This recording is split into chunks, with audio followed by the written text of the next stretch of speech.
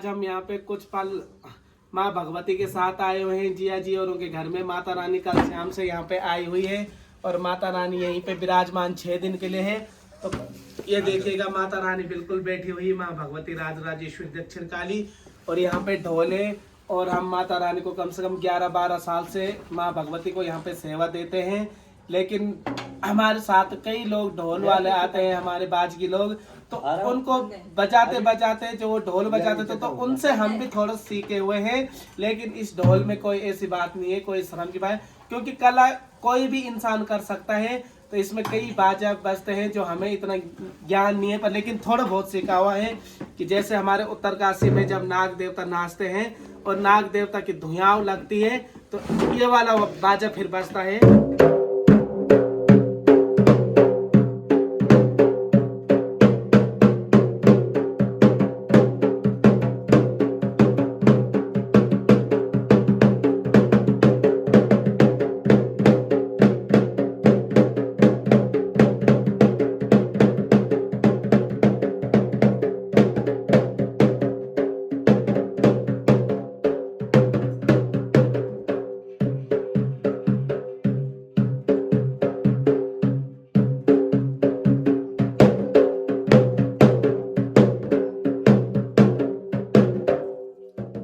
Shortcut में बताए, इसमें नाग देवता का नाचने का बाजा भी था और नाग देवता का धुआं का भी, और नाग देवता की जब डोली उठाई जाती है तो यही वाला बाजा होता था। और इसमें एक रासु बाजा भी होता है।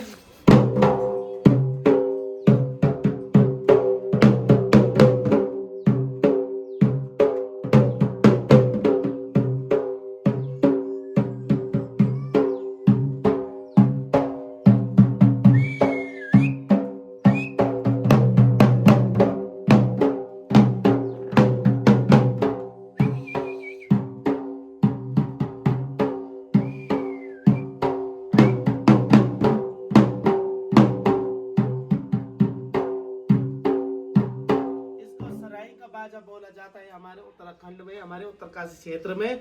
और इसमें ये वाला बाजा विशेषकर तब बजता है जब हमारे नाग देवता का, उत्तराखंड देवी देवता और हमारे नाग देवता का थौलों में वो मंडान लगता है। और रात्रि में सब दिशा ध्यान माताएं सब लोग बुजुर्ग लोग नाचते हैं, तो इसमें तांदी लगाई जाती है।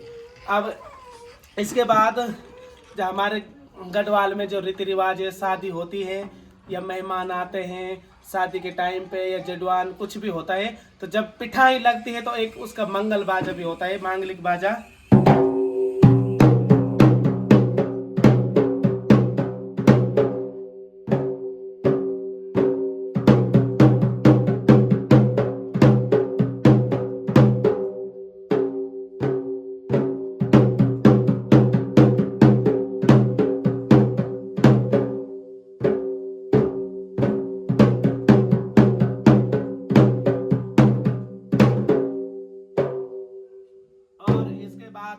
अब भगवती का नंबर, माता रानी का बाजा।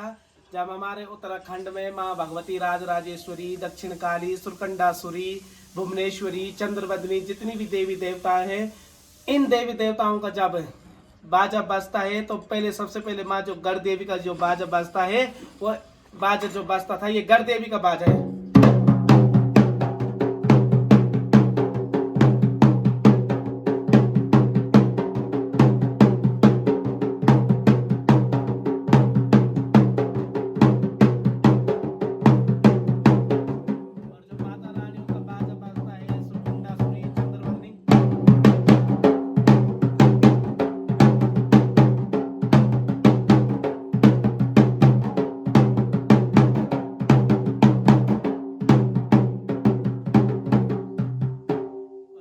भगवती द्रौपदी माता जब पंडाउन लीला होती थी, तो जब माँ भगवती द्रौपदी अपने मंडान में आती थी तो उसमें भी बाजा बजाया जाता था।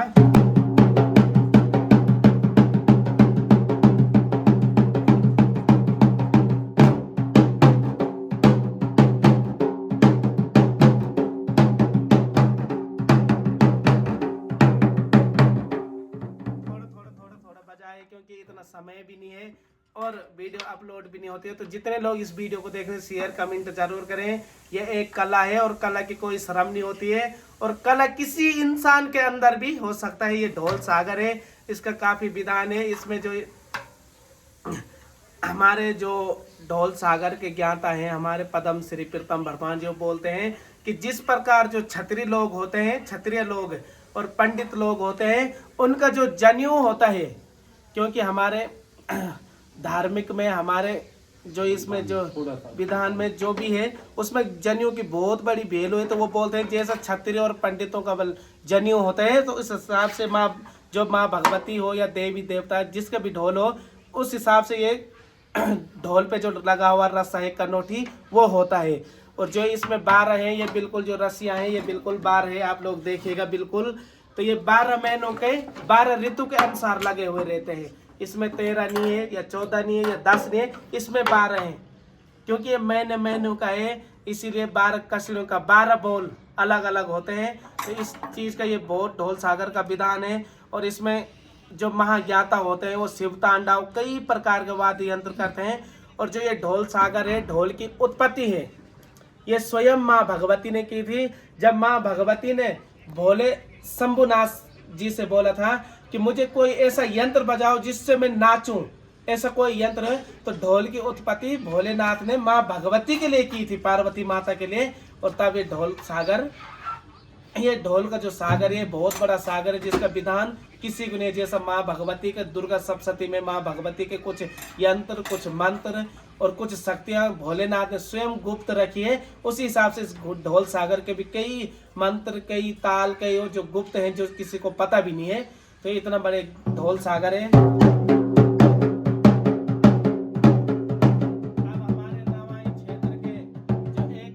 रासोतांदी है, उसमें रवाई क्षेत्र के रासोतांदी में जो एक ढोल का ताल है वो विशेष ताल होता है।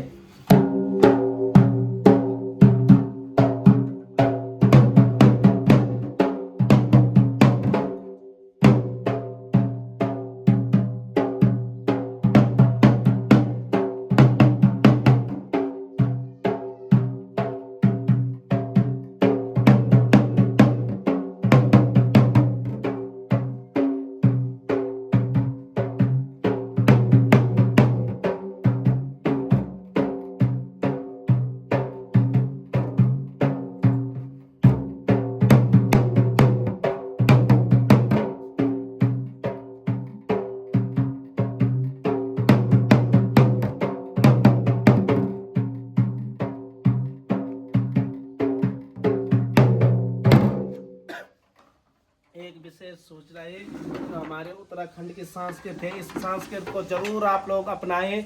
ये ढोल सागर हो, वो माँ भगवती हो, क्योंकि उत्तराखंड की जो संस्कृति है विलुप्त होती जा रही है। और एक विशेष सोच रहे हैं जो भी, क्योंकि हम लोग माँ भगवती के सेवक हैं, माँ भगवती को सेवा देते हैं, लेकिन जो हम माँ भगवती को जो दास होते हैं, जो माँ भगवती के जो दास हैं, हरिजन, जिनको हरिजन कहा गया है। हरिजन का अर्थ है जो भगवान हरि के जन है, जन का मतलब इंसान। तो जो वो वो हरि के जन है, हरि के अपने हैं। तो यही चीज़ है, कोई भेदभाव ऐसा ज़्यादा ना करे, क्योंकि लोग इतना भेदभाव करते हैं जिसके कारण उनको अपनी संस्कृति, अपना रीति रिवाज छोड़ना पड़ता है। तो इतना अपनी संस्कृति से इतना भेदभाव भी ना करें, क्योंकि आज के समय में मैंने देखा जो हमारे ये इधर ये मोमडन लोग रहते हैं, इनको लोग अंदर ला रहे, सब चीज़ ला रहे, लेकिन जो हमारे हिंदू संस्कृति को बचाने वाले लोग हैं इनको लोग गेट से बाहर रख रहे। तो इनसे ये अच्छे ही लोग हैं। मेरे बोलने का मतलब ये है, इन्हीं से हमारी संस्कृति, जब ढोल बजता है तभी देवी देवता भी प्रकट होते हैं। तो जो ये देवी देवता प्रकट हो सकते हैं, तो इनसे इतना भेदभाव भी क्यों करें, क्योंकि अपने इसमें रहते हैं, इसलिए इनके साथ कोई भेदभाव न करें। और जो विशेष बात है इसमें, आप लोग भी बिल्कुल उत्तराखंड की संस्कृति को बढ़ाएं। यदि हम लोग इनको बढ़ावा नहीं देंगे तो फिर आगे कौन देगा। तो इसीलिए आप लोग इनको भी बढ़ावा दें। वो और ये अपनी रीति रिवाज को इसीलिए छोड़ते हैं कि लोग बहुत ज़्यादा भेदभाव करते हैं। तो ज़रूर आप लोग भी कोई भेदभाव न करें। जय माता दी, जय माँ राजराजेश्वरी, जय माँ दक्षिण काली। और सभी दर्शकों को मेरा प्रणाम। जो भी गलती हुई होगी क्षमा करना। जय माता दी।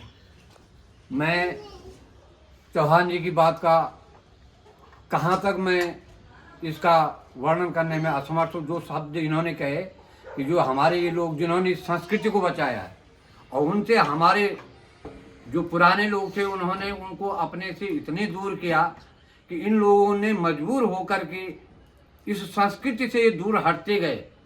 लेकिन उन्हीं के मध्य एक ऐसा पुरोधा, ऐसा नवयुवक जिसको प्रीतम भट्टवाण जी के नाम से पूरा उत्तराखंड क्या आज विश्व भी उनको इस नाम से जानता है, तो उन्होंने पुनः इस संस्कृति को बढ़ाया और अपने लोगों को इससे जोड़ा। और आज जो ये चौहान जी की बात है कि हम लोग इनसे इतना दूर न रहें, क्योंकि इनके साथ हमारे चाचा का, ताऊ का, दादा का, भाई का वही रिश्ते हैं जो हमारे ठाकुरों के और ब्राह्मणों के, वही हमारे इन हरिजन लोगों के साथ वही रिश्ता है।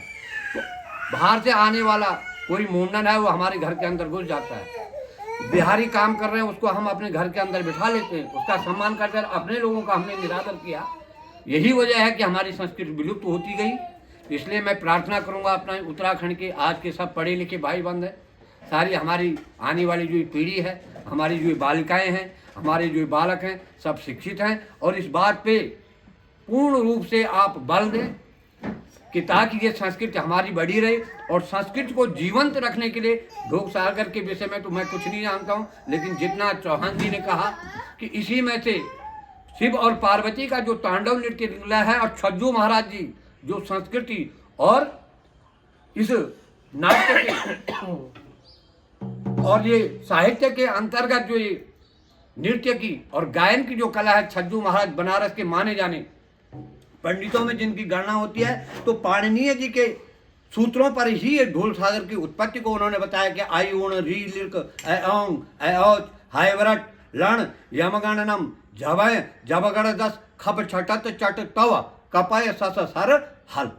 तो जो लोग शिव जी के तांडव नृत्य की उत्पत्ति को इस ढोल सागर से जिन्होंने किया, वो हमसे दूर कैसे हो सकते हैं? हम कैसे उनके साथ इस प्रकार छुआछूत का बर्ताव करें? तो ये अशिक्षा का उस समय इतना अधिक प्राबल्य रहा होगा, ऐसा मैं मानता हूँ। ऐसा नहीं कि हमारे पुराने लोगों में ये बात नहीं थी, ऐसा मैं नहीं कहूँगा कि वो एकदम, लेकिन कुछ न कुछ ऐसे कारण रहे होंगे जिस वजह से हमारी संस्कृति को पुनः अब